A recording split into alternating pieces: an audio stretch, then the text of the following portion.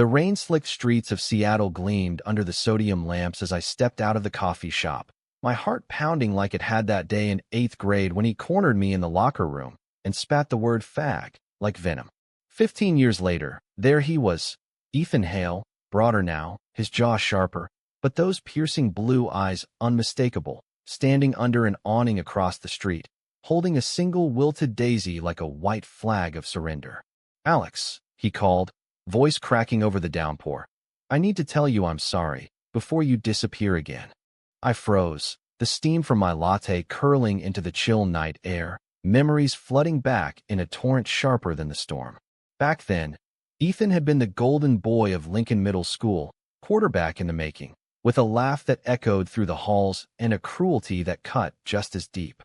He'd led the pack that made my life hell, tripping me in the cafeteria, scrawling slurs on my locker, all because whispers of my crush on Jamie from art class had leaked out. I'd buried it all under layers of sarcasm and solitude, fleeing to college across the country, then building a quiet life here in the Pacific Northwest as a graphic designer, single by choice, walls up higher than the Space Needle. But now, at 29, face to face with my tormentor turned stranger, the daisy trembled in his fist, and something in his gaze, raw, unguarded, made me wonder if apologies could rewrite ghosts. I crossed the street anyway, not because I forgave him, but because the universe has a twisted sense of humor, and curiosity is a crueler master than fear. "Sorry for what, exactly?" I asked, voice steady despite the knot in my gut. He swallowed hard, rain dripping from his dark hair, and for the first time, I saw not the bully, but a man unraveling. For everything. For being a scared kid who hurt you to hide from myself. And for wanting a chance now, as adults, to know who you really are. That night blurred into a haze of reluctant conversation under the coffee shop's eaves, the daisy forgotten on a windowsill as Ethan poured out fragments of his life, like loose change. He'd stayed in Seattle after high school, chased football dreams that fizzled into a sports marketing gig, married young to a woman named Claire who checked all the boxes, until she didn't. Divorce papers 2 years back, a custody battle over their daughter Lily that left him hollowed out. "I was straight as an arrow back then," he said, staring into his black coffee. "Or so I told myself. But seeing you tonight, it hit me how much I projected my own confusion onto you." I nodded, not trusting words, the steam between us thick with unspoken accusations. "Why now? Why me?" But his eyes held no pity party, just a quiet plea, like a man confessing to a priest he didn't believe in. By dawn, I'd given him my number, not out of absolution, but a spark of something darker. The need to dissect this ghost, to understand why the boy who'd shattered me now looked at me like I held the map to his redemption. Our first real meetup was a week later at Discovery Park, the trails muddied from lingering rain, evergreens whispering secrets overhead. Ethan showed up in hiking boots and a flannel that hugged his shoulders too well, Lily in tow, a whirlwind of 4-year-old energy with his blue eyes and a gap-toothed grin. "Daddy says you're an artist," she declared, tugging my sleeve, her tiny hand sticky with trail mix. I knelt to her level, sketching a quick dragon on a napkin from my pocket, and watched Ethan's face soften in a way that twisted something in my chest. As Lily scampered ahead, chasing squirrels, Ethan fell into step beside me. "She's the only good thing I did right," he admitted, kicking a pebble. "Claire left because she said I was never fully there, always half in the closet, even if I didn't know it." The words hung heavy, and I stopped, branches framing us like a confessional. "You think an apology erases the bruises?" The nights I cried myself to sleep wondering what was wrong with me. My voice cracked, the old hurt surfacing like bile. He winced, reaching out but stopping short. "No, but maybe time can build something better. Let me try, Alex. Not to fix the past, but to learn from it." I walked away that day with Lily's napkin dragon in my pocket, a talisman against the pull I felt toward him. Friendship, I told myself. Just friendship. But late nights scrolling his Instagram, photos of him coaching Lily's soccer team, solo hikes with captions about finding north, stirred embers I'd long stamped out. My best friend, Mia, caught me at it over brunch the next Sunday. Mia, with her pixie cut and unapologetic queer pride, had been my anchor since college. She'd marched in every pride parade from Boston to here, her tattoo of intertwined rainbows a badge of battles won. "Girl, you're simping for your bully," she teased, spearing a forkful of avocado toast. "That's some fanfic-level drama." "It's not," I started, but she arched a brow, her dark eyes knowing. "Listen, I've seen you build this fortress, Alex. One crack, and it crumbles. But if he's genuine, maybe it's your story to rewrite." Her words lingered as I drove home, the city skyline a jagged promise under gray skies. That evening, Ethan texted, "Lily wants to know if the dragon flies. Coffee tomorrow?" I typed yes before doubt could intervene, and just like that, the threads began to weave. Weeks blurred into a rhythm I hadn't anticipated. Coffee turned to park picnics, where Lily's laughter bridged the gaps Ethan and I couldn't yet cross. He'd share stories of his fractured family, his dad's belt as a lesson in manhood, his mom's silence in the face of it, and I'd counter with mine, the liberal parents who'd hugged me through coming out but couldn't shield me from schoolyard wolves. "You were so quiet back then," he said one afternoon, as Lily napped on a blanket, her curls splayed like a halo. "I thought you were weak. Turns out, I was the coward." The admission landed soft, and for the first time, I saw the boy beneath the man, the one who'd punched lockers after practice to vent confusion he couldn't name. But trust is a slow thaw, and mine came with fissures. At a queer open mic night, Mia dragged me to velvet curtains and spotlights on poets spilling verses of love lost to conversion camps. Ethan showed up uninvited, Lily at home with a sitter. He hovered at the bar, nursing a soda, his presence a magnet pulling stairs. "What's he doing here?" Mia hissed, her arm linked in mine. "Testing waters or trolling?" I shrugged, but inside, turmoil churned. When a performer dedicated a piece to bullies who become bridges, Ethan's jaw tightened, and he slipped out before intermission. My text later, "You okay?" went unanswered until midnight. "Needed air. Seeing your world. It's beautiful. Terrifying." That terror echoed in our next clash, 2 months in, at a rainy Mariners game I'd suggested as neutral ground. Lily cheered for every foul ball, her enthusiasm a bomb, but midway through the 7th inning, Ethan tensed beside me. "That guy's staring," he muttered, nodding toward a cluster of fans in rainbow jerseys. One, a burly bear type with a beard like a lumberjack's, met my eye and winked. Harmless flirtation, but Ethan's grip on his beer tightened. "What?" I laughed it off. "Jealous already?" The word hung, and his flush wasn't from the chill. "Maybe. Or maybe I'm just scared I'll screw this up like everything else." The game ended in a drizzle, victory soured by silence on the drive home. He dropped me at my apartment, words jammed like a stuck gear. "Alex, but I cut him off, the old armor snapping back. "Don't. Not until you figure out what this is for you." Door shut, I leaned against it, heart hammering, the echo of his truck fading into the night. Mia found me the next day, curled on my couch with a half-eaten pint of Ben & Jerry's. "Spill," she demanded, plopping down with her own spoon. I did, the whole messy knot, and she listened, then pulled me into a hug. "He's unpacking a lifetime of denial. Give him space, but not all of yours." Space bred distance, and distance bred doubt.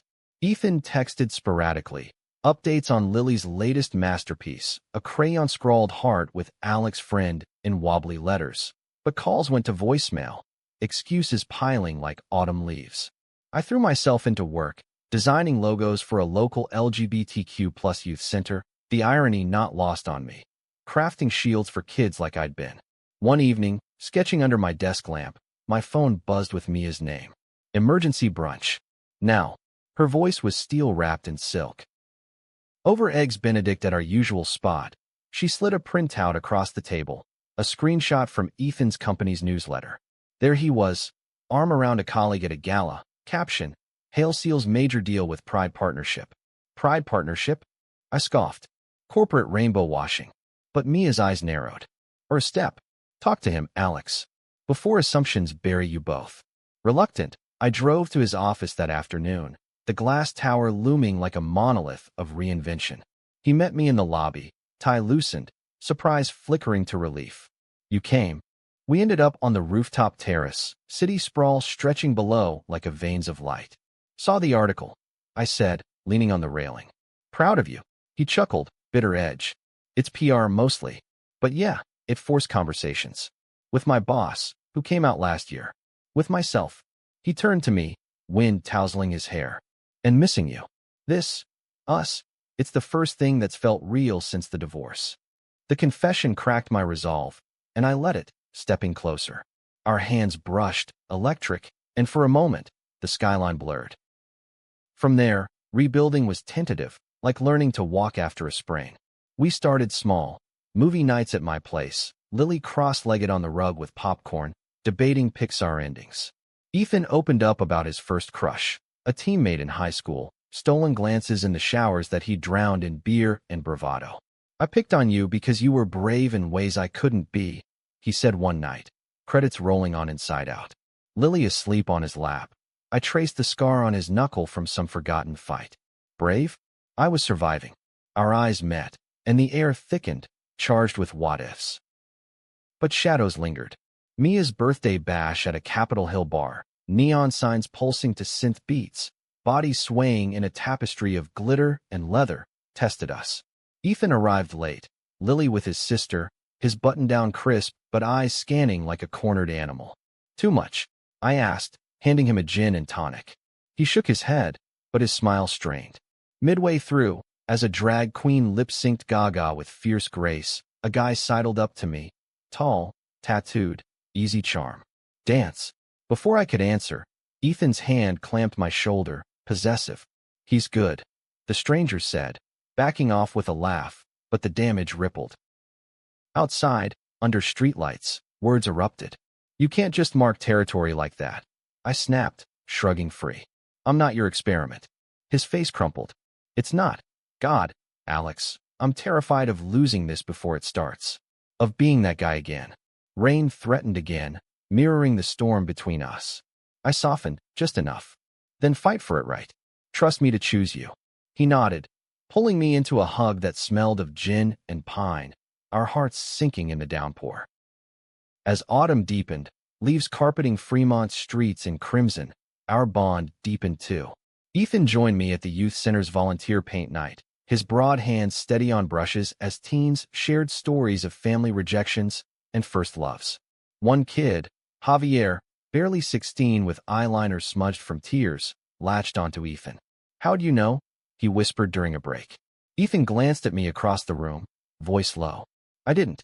Not till it hurt too much to pretend. Javier's eyes lit, and mine did too, pride swelling for the man he was becoming. Yet, cracks spiderwebbed. Holiday season loomed, and Ethan's family invited him, and a friend, to Thanksgiving in Tacoma. Come, he urged over pumpkin spice lattes. Show them the real me. Tempting, but my own family was flying in from Boston, Mom's famous stuffing waiting. Next year, I hedged. The lie tasted sour, and that night, alone, I journaled the fears. What if his folks saw the old Ethan in me? What if I couldn't face the boy who'd once made me small? The turning point came mid-November, a call from Mia at 2 a.m. Ethan's in the ER. Car accident. Minor, but he's asking for you. Heart and throat. I sped to Swedish Medical, corridors echoing my footsteps. He lay bandaged, Lily curled beside him, her face tear-streaked. Slippery roads, he mumbled, groggy on pain meds. Thought of you the whole skid. Lily clung to my hand, and in that sterile room, walls dissolved. I stayed till dawn, reading her stories till she slept, Ethan's fingers laced in mine under the sheets. Recovery brought closeness. I shuttled him home, Lily's chatter filling the gaps as I cooked meals and changed dressings. One evening, fire crackling in his living room, Lily tucked in early, he pulled me onto the couch. You saved me tonight, he said, not just about the crash. Our foreheads touched, breaths mingling, and when his lips brushed mine, soft, questioning, I didn't pull away. It was a kiss of survivors, tasting of salt and second chances, deepening slowly till we broke apart, foreheads still pressed. Worth the wait, he whispered. I smiled, heart full. Worth the fight. Winter wrapped Seattle in a crystalline hush, holiday lights twinkling like hesitant stars against the perpetual gray. That first kiss lingered in stolen moments, brushing hands over dishwater suds, glances across crowded rooms. But we held back, savoring the build like a slow-burning fuse. Lily sensed the shift, dubbing us the Whisper Team, after catching us murmuring in the kitchen. Her innocence was our anchor, grounding the whirlwind in crayon drawings and bedtime rituals. Yet, beneath the glow, undercurrents stirred. Ethan's ex, Claire, re-entered the fray via texts about Lily's holiday schedule, her tone clipped, probing. "Who's this Alex? Lily mentions him constantly." Ethan showed me one, jaw set. "She's fishing. Thinks I'm rebounding." I forced a laugh, but insecurity gnawed. Rebound? After years of my solitude, was I just a convenient mirror for his awakening? Mia, ever the oracle, called it during our New Year's prep, string lights and resolutions over wine. "Babe, love isn't linear. He's unpacking crates you can't imagine, but demand your space in it." Her words fortified me as Ethan and I planned a quiet countdown at Alki Beach, bonfire crackling against the Sound's lap. Fireworks burst overhead, painting our faces in fleeting colors, and as the crowd cheered, he drew me close. "Happy New Year, Alex. To us, whatever that becomes." The kiss then was bolder, his hand cupping my neck, world fading to the salt-tang air and his steady heartbeat. But dawn brought reality, his phone buzzing with Claire's demand for a co-parenting summit. "She wants to meet you," he said over breakfast, Lily giggling at her cereal mustache. "Says it's for stability." Dread coiled, but I nodded. "Let's do it. Transparency or bust." The meeting unfolded in a neutral cafe near Pike Place, fishmongers hawking their catch outside like a chaotic Greek chorus. Claire arrived polished, blonde bob, yoga pants, eyes sharp as salmon knives. Lily hugged her legs, then mine, the divide evident. "So, you're the artist," Claire started, stirring her latte with unnerving calm. "Ethan says you're good for her." I met her gaze. "I care about them both." She leaned in, voice low. "Just don't break what's already fragile." Warning or plea? It blurred as she softened over stories of Lily's preschool antics, a tentative bridge forming. But bridges burn easy. January's chill deepened with Ethan's promotion, late nights sealing deals, his absence a growing void. I filled it with the youth center, mentoring Javier through his first crush, a shy barista at his coffee shop job. What if he laughs? Javier fretted during a session, acrylics drying on easels. Or worse, pretends? I thought of Ethan, shared my scars. Real ones don't pretend. They show up. Advice I clung to when Ethan canceled our date night, exhaustion etching his texts. The snap came Valentine's weekend. I'd planned low-key, homemade pasta, a playlist of queer anthems, candles flickering in my studio apartment. Mia staged an intervention over dim sum the next week, her chopsticks pointing like accusatory wands. Communication, not combustion. Tell him the fears, not the fights. Bolstered, I invited Ethan to the center's art auction fundraiser, a gala of teen works, proceeds for scholarships. He came, suit-tailored, holding a bid paddle like a shield. Amid the chatter, Javier's piece, a vibrant collage of fractured hearts mending, sold high, and Ethan's bid on a smaller sketch sealed the night. In the afterglow, under string lights, he pulled me aside. "Seeing you here. You're magic, Alex. I get scared sometimes, but that's on me." Apology accepted, we dove deeper. Spring teased with crocuses pushing through soil, mirroring our thaw. Dates evolved. A ferry to Bainbridge, winds whipping as we shared earbuds, indie folk crooning of lost boys finding home. He met my parents over video call, Mom's Boston accent grilling him on Red Sox loyalty, Dad's quiet not approval enough. "He looks at you like you're oxygen," Mom said later, teary. But prejudice's ghost haunted. A work colleague's offhand, "That's so brave," at a team dinner. Ethan's flinch hidden but felt. Climax brewed in April, cherry blossoms storming sidewalks like pink confetti. Ethan proposed a weekend getaway to the Olympics, Lily with Claire. "Just us," he said, eyes alight. Cabin nestled in evergreens, no signal. We hiked to a waterfall, mist veiling our talks. That night, firelit, he unpacked the deepest scar, a college hookup with a roommate, buried in shame and silence. I ran from it till you. Vulnerability bared. We kissed with intention, bodies close but boundaries firm, emotions the true intimacy. Dawn found us tangled in flannel sheets, whispers of futures, till his phone, miraculously barred, buzzed with service restored. Claire's frantic call. "Lily's sick. Fever." Come home. Panic overrode. The drive back a blur of worry. At the hospital, Lily rallied. Flew not fate. But Claire's glare in the waiting room cut deep. This weekend? Really? While she's burning up, Ethan defended, voice steel. We planned it. She's fine. But seeds of doubt sprouted. Her implication that I distracted him from fatherhood. Home. Lily recovered in my arms with ginger ale and cartoons. But Claire's text to me lingered. He's a good dad. Don't complicate that. May bloomed with tension. Lily's recovery a fragile peace. Ethan doubled down on co-parenting, pick up smoother, but Claire's barbs sharpened, subtle digs at group texts about my influence. Mia dissected it over rooftop beers, city hum below. Classic gatekeeping. She's scared of change. I nodded, but unease festered. At a center workshop, Javier confided his barista crush ghosted him post-confession. Said he wasn't ready. Echoes of Ethan. No. Our connection felt solid, yet doubts whispered. Solidity tested at Pride Month kickoff. Ethan marched with us. Me, Mia, Javier's crew, rainbow flags snapping in the breeze. Lily rode his shoulders, waving a glitter sign. Love is love. Cheers swelled, but midway, a counter-protester's megaphone blared slurs, faces twisted in hate. Ethan shielded Lily, his body a barrier, but later, in the van, he shook. It's what I was part of once. Confession cracked open old wounds. I held him as sobs racked, Lily's small hand on his knee. Daddy's brave now, she murmured. Healing, raw. But healing invites hubris.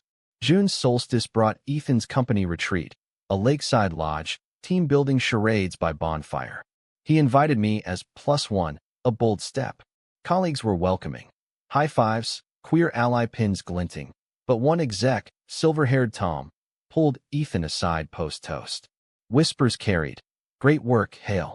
Just keep personal separate from professional. Subtext screamed. That night, tent zipped, Ethan vented. It's progress, right? But feels like tiptoeing eggshells. I traced his brow. Progress is messy. You're doing it. Mess peaked July 4th. Fireworks over Gasworks Park. We'd picnicked with Mia's crew, queer chosen family, grills smoking brisket. When Claire arrived unannounced, Lily in tow for shared holiday. Awkward hellos masked undercurrents. She cornered me by the lake. Ethan's glowing. Because of you. Accusation laced hope. Yeah, I said. He's owning himself. She softened. Good. He deserves that. We both do. Truce. Fleeting. As Ethan's laugh carried from the group, free. Freedom's price surfaced in August heatwave, city simmering. Ethan landed a client pitch in Portland, overnight. Back tomorrow, he promised, kiss lingering at the door. But midnight brought me his text. Check Insta. Portland tag. Heart sinking, I scrolled. Ethan at a rooftop bar, arms slung around a colleague, both flushed with craft beers. Caption, sealing the deal. Innocent, or echo of denial. Doubt devolved to delusion. By dawn, I drafted the breakup text, fingers trembling. He burst in at noon, suitcase thumping. Saw the look on your face. Talk. Words tumbled. My fear of being the phase. The photo a trigger to middle school ghosts. He paled. That? Team bonding. Alex, you're not a phase. You're the revelation. But proof demanded more. He called the colleague on speaker, laughter confirming platonic cheers. Relief flooded, but the fight unearthed deeper. My abandonment scars from a college ex who'd bailed post coming out to family. I won't bolt, Ethan vowed, pulling me close. We're in the trenches together. Trenches deepened with Lily's kindergarten start. Uniforms crisp, tears flowing. Claire and I tag team drop off, her hand squeezing mine in the lot. Team, she said. Ethan beamed from the sidelines, our triad evolving. But autumn winds carried Ethan's restlessness. Whispers of a job offer in Chicago, better pay, fresh start. Hypothetical, he assured over falling leaves hike. But stability for Lily. My stomach nodded. And us. Question hung, unanswered. November elections loomed, air thick with division. At a voter drive with the center, Ethan volunteered, manning tables with Javier. Slurs flew from passers-by, groomers. And Ethan snapped, voice booming defense. Security intervened, but the adrenaline lingered. Home, he paced. I hate that part of me still exists, the rage. I cupped his face. It's fuel now. For good. Intimacy followed. Emotional, not physical. Nights mapping dreams, his head on my chest, heartbeat our compass. Climax crested Thanksgiving, his family's Tacoma table a minefield. I went, hand in his underlinen. His dad, grizzled vet, grunted greetings, mom fluttered with pies. Dinner devolved to politics. Anti-LGBTQ plus rants from an uncle, forks clinking tension. Ethan erupted. Enough. Alex's family. Love him or leave it. Silence shattered. Dad's chair scraping back. Son. But Ethan's eyes burned. I'm gay, Dad. Have been. Deal. Room froze. I squeezed his thigh anchor. Mom teared up. Uncle stormed out. But Dad, after eternity, extended a calloused hand. Welcome, son. Not perfect, but progress. December dusted evergreens and sugar. Holidays a whirlwind of lights and lists. Ethan's coming out rippled. Family texts tentative. Claire's supportive call a bomb. Proud of him, she said. Of you both. Lily, oblivious, demanded snowman family, ornaments, her glue gun masterpieces adorning our trees. Ours. The words slipped easy now, our apartments blurring with shared laundry and fridge magnets. But Chicago loomed, offer formalized, relocation bonus, Lily's school district gold. We tabled it over mulled wine at my place, fire crackling. Seattle's home, he said, tracing my palm. You are. Vow sealed with a kiss, slow and sure, but doubt's whisper persisted. Mia hosted solstice, pagan revelry with queer witches, candles, and incantations. Ethan joined the circle, hand in mine, as we burned resolutions, fear to ash. Smoke curled, binding us, but post-ritual, alone on her balcony, he confessed. The offer. It's escape from memories here. But I'd lose you. January thawed resolutions into routines, but fractures showed. Work stress mounted, my freelance drying up, Ethan's pitches relentless. One blizzard night, power out, we huddled under blankets with Lily, board games by lantern. Her giggles bridged our silences, but post-bedtime, Ethan sighed. Chicago could mean stability. For her future, heart-clenching, I pressed. And ours. Long-distance love. He pulled away. I don't know. Scared of failing you both. Space followed, a cold front. Texts polite, dates deferred. Mia cornered me at the gym, sweat slick. Fight or fold. I chose fight, showing at his door with takeout and truth. Don't decide without me. Tears flowed, his arms crushing. I won't. Promise. Recommitment sparked spring, planting tulips in his yard. Dirt under nails, futures seeded. But fate's cruel. Claire's engagement announcement, a whirlwind romance with her trainer. Joyous for her, but custody talks reignited. Her move to Bellevue, schedules shifting. More time with her. Ethan fretted. Less chaos. I supported, but jealousy nipped, her original family. Javier's update grounded me. His crush returned, tentative dates blooming. Patience, he advised. Love's a sketch, not finished. Summer solstice brought beach days, Lily's sandcastles are cathedrals. Ethan's decision crystallized. Seattle stay, counteroffer accepted. Roots here, he said, waves lapping. But prejudice's final lash struck August. His dad's heart attack. ICU beeps a dirge. Family rallied, me included, sleeping in vinyl chairs. Dad, tubes snaking, gripped my hand. Knew. When he brought you. Sorry for before. Absolution, fragile. Recovery mirrored ours. Slow lapse in rehab. Dad grumbling, but grateful. September's back-to-school ease brought normalcy, but climax brewed at the center's fall gala. Javier's exhibit star, Ethan emceeing, charm lighting the room. Midway, a donor, silver-tongued conservative, cornered him.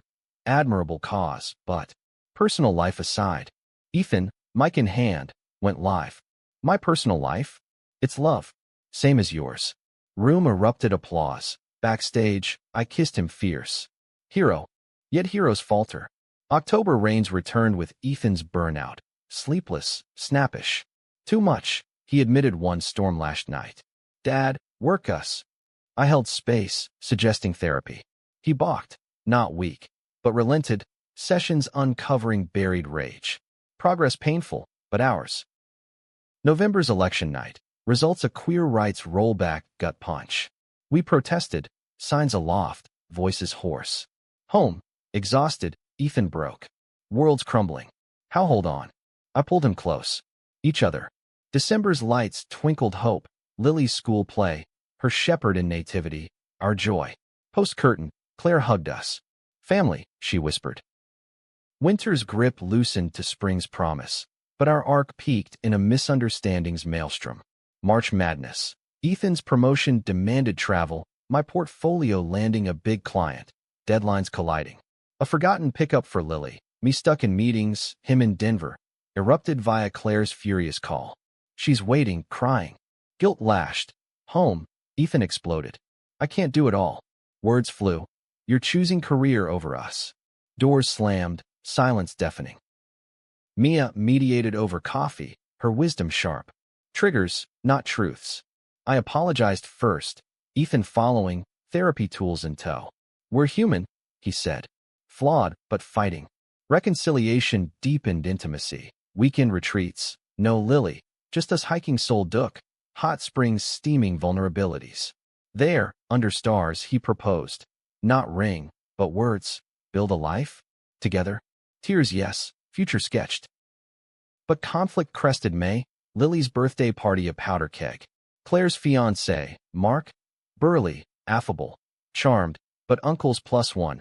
A holdover bigot, sneered at our hand-holding. Disgusting. Ethan confronted, fists clenched. I pulled him back. Party soured, Lily's cake uneaten.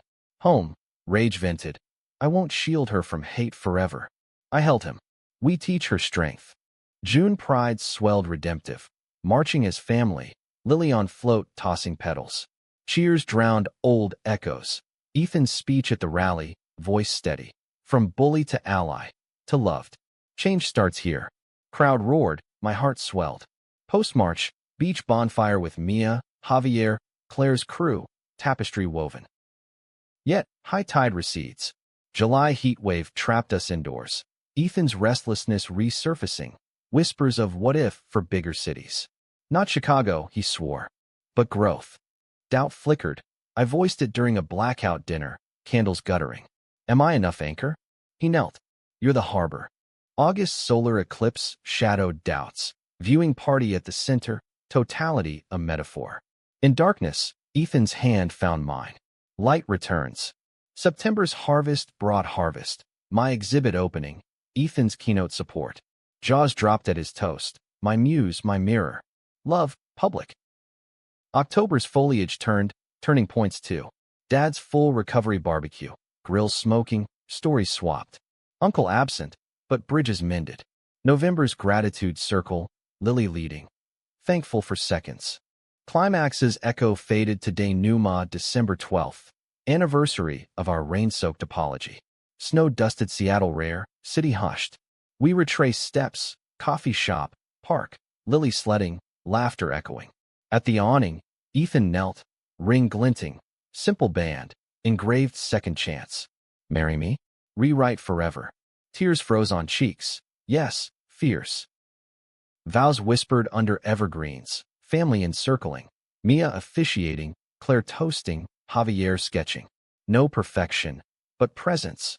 Love's quiet roar over prejudices slain. Misunderstandings mended, friendships forged. In Seattle's embrace, we walked forward, hand in hand, hearts aligned, story unfinished but ours.